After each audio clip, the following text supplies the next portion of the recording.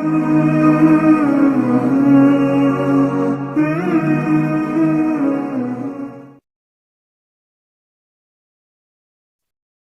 الله الرحمن الرحيم نحمده ونصلي على رسوله الكريم. I greet you on this the 21st day of the month of ULAMA AKHIR with Assalamu alaikum wa rahmatullahi wa barakatuh. And our topic is the ulama, the scholars. And Prophet Muhammad, Allah's blessings be upon him, made this statement about the ulama or the scholars. He said, Al-ulama warasatul anbiya, but the ulama or the scholars inherit from the prophets. They inherit the mission of the prophets. There are no more prophets to come, no more messengers of Allah to come. Muhammad sallallahu ta'ala alayhi wasallam was the last of them all. Muhammad of Arabia sallallahu ta'ala alayhi wasallam. Whether they accept him as a prophet or they don't is irrelevant, because it is the truth. And so there are no more prophets to come. And so now it is the age of the ulama to inherit the mission of the prophets. What is the mission of a prophet? Number one, his mission is first of all to present truth to the people, to guide them. And secondly, his mission is to warn. And thirdly, of course, his mission is to live the life of truth so that he will be an example to people. You cannot ask the people to recite the whole Quran every day, recite a juz, to complete the recitation of the Quran every lunar month, unless you are doing it yourself. Unless you are doing it yourself. So the ulama have the mission of establishing an example for the Prophet. Our Prophet, the Quran has declared of our Prophet Muhammad, Allah's blessing be upon him, لَقَدْ كَانَ فِي بعد أعوذ بالله من الشيطان الرجيم لَقَدْ كَانَ لَكُمْ فِي رَسُولِ اللَّهِ أُسْوَةٌ حَسَنَةٌ. You have the best example, the best model of conduct in the Messenger of Allah. And so we ask the question, are the ulama doing that today? How do we recognize the ulama? How do we know who we should follow? To whom should we turn for guidance? Who are those who are reaching out the truth, absolute truth of the Quran to mankind? Who are those who are delivering a message by which people can recognize the reality of the world today, not yesterday, today? Who are those who are telling the people these are the dangers in the world today, and therefore warning them? Who are they? Is it Tabligh Jamaat? And they are everywhere in the world, even here in my hometown. No, Tabligh Jamaat does not have any ulama. Tabligh Jamaat does not have any ulama. Why? Because they're not teaching, they're not warning the people about the reality of the world today. They never touch that subject. So you can't turn to Tabligh Jamaat for this knowledge. The reality of the world today, you should not be annoyed with me, because this is absolute truth. They are not warning the people of the dangers of the world today, not Tabligh Jamaat. What about the Darul Uloom? It is for you who listen to this video, this brief video. It is for you to make a search and see which Darul Uloom is doing this. The institutions of Islamic learning, the Darul Uloom. Are they, for example, warning the people about the danger of fake money in the world today? of bogus and fraudulent money in the world today. The money which everyone is using. They're using it, I am using it, everybody using it. The haram money that we have in the world today. And I have been teaching this subject for 25 years now. If they were listening to me, because I can't do it on my own, if they were listening to me these 25 years, we could have been establishing micro markets. And in our micro markets in the remote countryside, because the state will come to shut us down, we will have dinar and dirham, which is halal money, which is sunnah money, which is mazhab money. And we'll be able to get away from this bogus money. But I got no support, none for 25 years, illa masha'Allah. So we have not been able to do it. Where can you find ulama who are directing attention to the money which we are using today? A mufti who is doing that, and who has the capacity to recognize that the money we are now using was created by our enemies, and is being used to rip us off. It is being used to exploit us financially, to impoverish us, and eventually to enslave us. Yes, I know you understand the subject, those of you who have been listening to me. You understand the subject, but do they understand it? They who you recognize as ulama, are they ulama? If they cannot recognize the biggest danger of all in the world today? What about the COVID attack on mankind these last 2 years? If you are ulama, you should be able to recognize, if you are scholars to whom we can turn for guidance and knowledge pertaining to the world today. Are you there? Can you tell us that this COVID virus has not come from nature? Rather, it has come from a laboratory, and therefore it constitutes biological warfare? Where are the ulama who are exposing this to the people? And then, if the COVID virus constitutes biological warfare, can the vaccine be innocent? Don't you have any sense in your head? And all our people are like sheep, and the wolves are coming and devouring them, and the ulama are not doing anything. Many people now regret having taken the vaccine. It's too late, because the ulama, the voices of the ulama were not there to show the people, to guide the people. Al-ulama'u warasatul anbiya. The ulama are those who inherit from the prophets. What they inherit is the mission of truth. We live in a world in which there is universal shirk.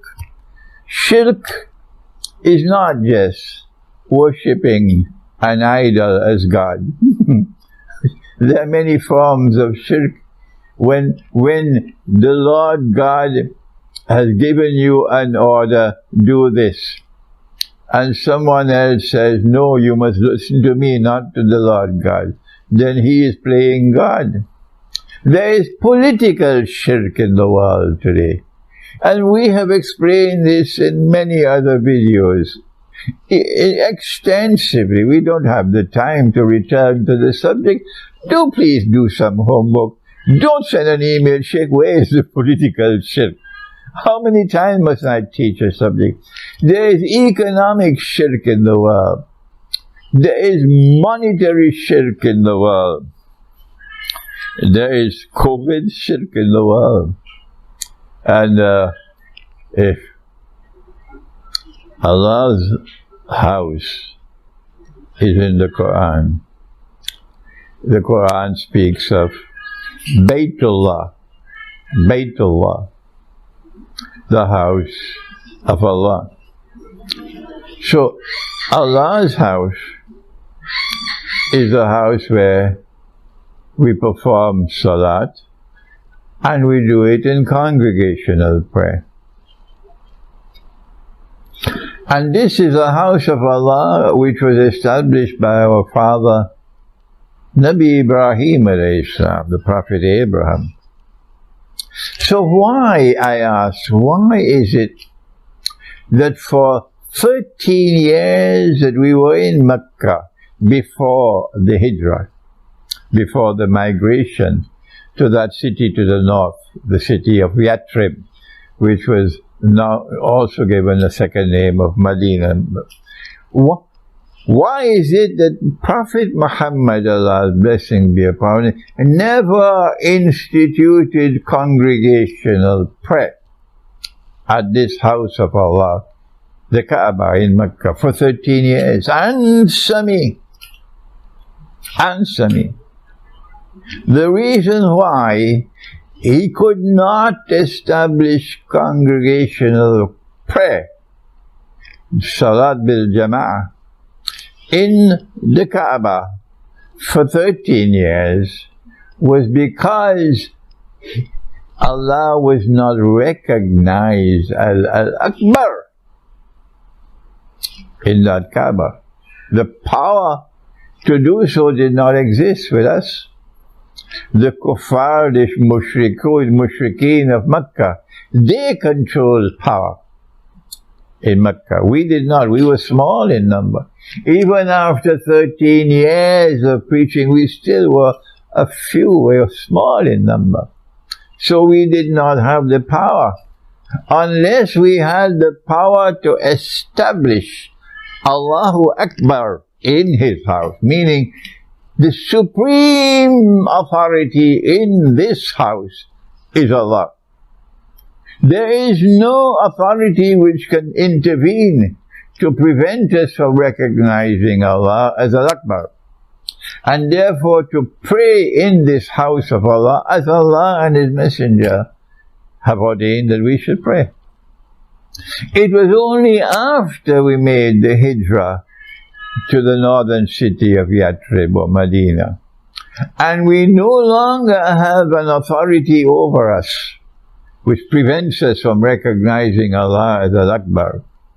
Only then did our Prophet, Allah's blessing be upon him, only then did he establish the congregational prayer or Salatul Jum'ah. So now I ask you, and I hope you're listening,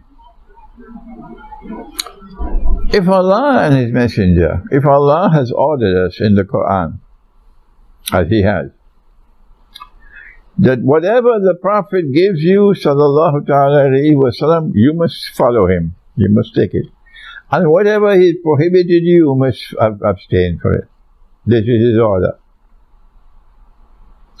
And in the Quran, Allah also says, "In kuntum ba'da'udhu billahi minash shaitani rajim. In kuntum tuhibbuna Allah fattabi'uni yuhibbukum Allah." If you love Allah, follow me, and Allah will love you. Follow me means follow Muhammad sallallahu alayhi wa sallam. And if our Prophet told us that when you stand for prayer, you must stand shoulder to shoulder. Don't leave any space. If you leave any space between you when you stand in a straight line for prayer, then shaitan will come and fill that space. Did he not say that?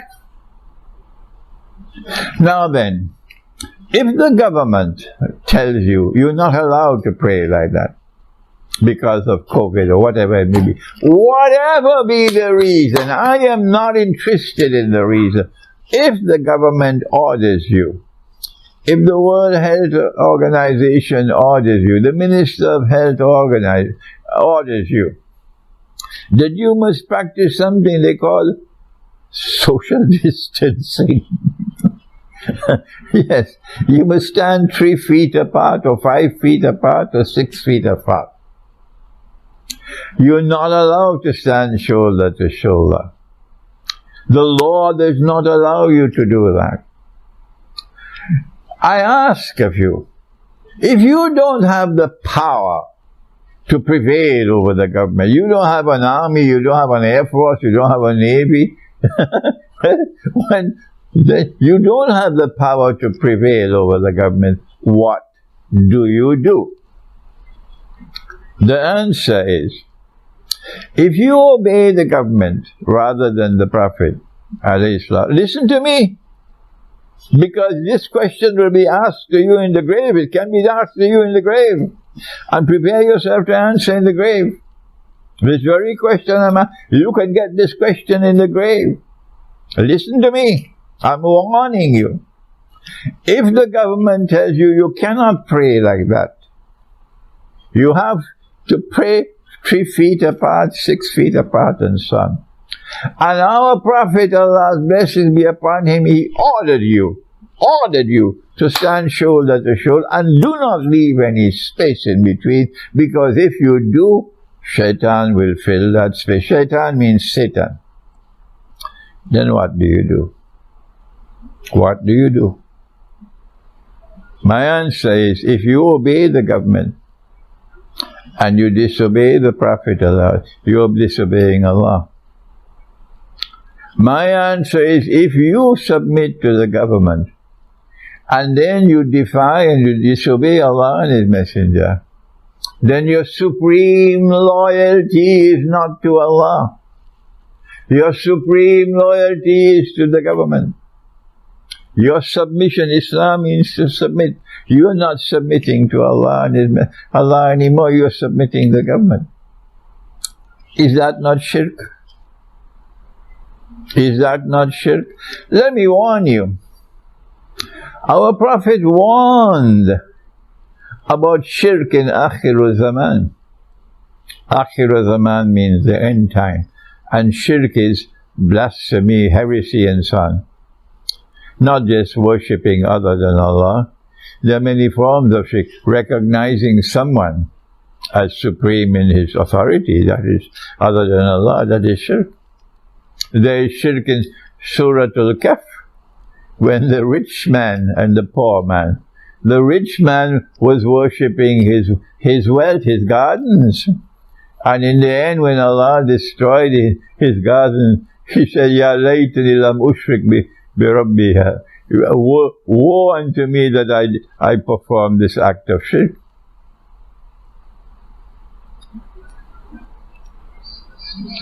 The shirk of the end time, said our Prophet, Allah's blessing be upon him, he says it will be as difficult to recognize as it would be to recognize a black ant on a black stone on a dark night.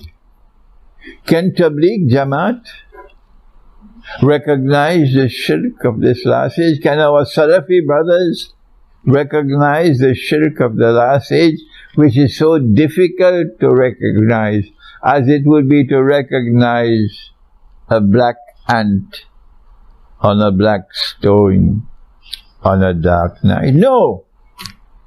Only those who are blessed by Allah with nur, only they will be able to recognize, and who are faithful to the truth. Allah sent down a surah of the Quran, and that great Imam Shafi'i, rahimahullah, rahmatullah alayhi, Imam Shafi'i has said, if Allah had sent down only this surah, it would have sufficed. What is it? Wal Asr. Allah takes an oath by the passage of time when it reaches the late afternoon of history. Allah takes an oath by the passage of time when it reaches the late afternoon of history, which is Akhir Zaman. And then he declares about that period of time, the late afternoon of history, إِنَّ الْإِنسَانَ لَفِي خُسْرٍ. All of mankind will be floating from here and there with the waves. Would be in a state of loss, would be in a state of loss, would be drifting and drifting and drifting. The wind blows this way, they move this way. The wind blows that way, they move that way. But Khidir is on a rock. Khidir is not on shifting sand. Khidir is on a rock. إِلَّا الَّذِينَ آمَنُوا وَعَمِلُوا الصَّالِحَاتِ. The only ones who are not drifting in akhir zaman are those who have faith and who are righteous in their conduct. And now listen. وَتَوَاصَوْا بِالْحَقِّ. And who exhort one another to stay firm with the truth, the absolute truth which has come in the Quran. Holding on to that absolute truth which is in the Quran. When you do that, they will attack you from all sides, as they are attacking me. They're calling me all kinds of names. I have another video to talk about that. وَتَوَاصَوْا بِالصَّبْرِ. And my dear students, when you are being attacked, show patience. Show patience. Remember, the dogs will keep on barking, but the caravan will move on. And so we ask you, if in a masjid, the Imam and the Jama'ah, during the COVID 2 years ago, they were praying, performing their prayer, following the government, 3 feet apart. What happens when the second COVID comes, which is coming now? Will they not return to the same way, bowing in submission to the government? Remember, the footprints of the Dajjal are in three parts. The first one is gone with COVID. The second one is coming. And there's a third one which is coming, which is going to wipe out the Arabs. And then you get back to Judaica. This is insight. So I ask of you, can you follow such an Imam? Can you pray behind such an Imam? Would such a salat be valid? A man who submits to the government rather than to Allah? My view, of course, and you should not accept my view unless you're convinced that I am correct. My view is that is a bogus salat, and I will never, inshallah, participate in any salat where you're standing 3 feet apart. And when I know that there is an Imam who made the mistake and now recognizes that he made a mistake, and he's made tawbah, and he's prepared to remain firm. So when the second COVID comes, he will not submit to the government. He said, no, I have to obey Allah and His Messenger. Well, pray behind that man. Because we all make mistakes. I also make mistakes. The man has made tawbah. But if an Imam has not recognized that he committed sin, he committed shirk, and when the second COVID comes, he's going to do the same thing. And when the third one comes, he's doing the same thing. I ask you, can you follow such a man? And my last comment is, the definition of a masjid is that Allah is Al-Akbar in His house. That is why we did not have Salatul Jummah in Mecca for 13 years, because Allah was not recognized as Al-Akbar in His house by the people. You had powers in Mecca more powerful than us. And it was only when we went to the northern city of Medina, or Yatrib, after the Hijrah, only then did Allah send down Suratul Jummah. And only then was the Salatul Jummah instituted. So can you pray in a masjid which is not a masjid? Would your salat be accepted? in a building which says that it is a masjid but is not a masjid, because Allah is not recognized as Akbar in His house? I ask of you to think carefully about this video. I ask of you to consult your heart and seek guidance from Allah. And when you are convinced that this is correct, then stay away. Stay away from those masjids. Remember, before I end, remember this hadith, this prophecy of Prophet Muhammad alayhi salatu wasalam. I have only heard one scholar of Islam in my life who's ever quoted this prophecy in public. And may Allah bless Dr. Israr Ahmad, rahimahullah, who had the courage and integrity to quote it. And I heard in Malaysia an imam in the Salatul Jummah, he quoted only the beginning and did not, he left out the end of the hadith. Yushiku ayati ala nasi zaman. It will not be long before that time will come upon mankind. La yabqa min al-Islam al-lasmu, when nothing will remain of Islam except the name. The fig skin remains, but the fig is gone. The outer shell remains, but the inner substance is gone. Nothing will remain of Islam but the name. وَلَا يَبْقَى مِنَ الْقُرْآنِ إِلَّا رَسْمًا. Nothing will remain of the Quran except the traces of the writing. Except the traces of the writing. مَسَاجِدُهُمْ عَمِرَةٌ وَهِيَ خَرَابٌ مِنَ الْهُدَى. The masajid will be grand structures. I travel through Britain, I travel through Leicester, and I see these huge, beautiful, extremely expensive buildings, multi-million-dollar buildings, iron and steel. That's Akhir Zaman. وَهِيَ خَرَابٌ مِنَ الْهُدَى. Who said that? Nabi Muhammad alayhi salatu wasalam is speaking, not me.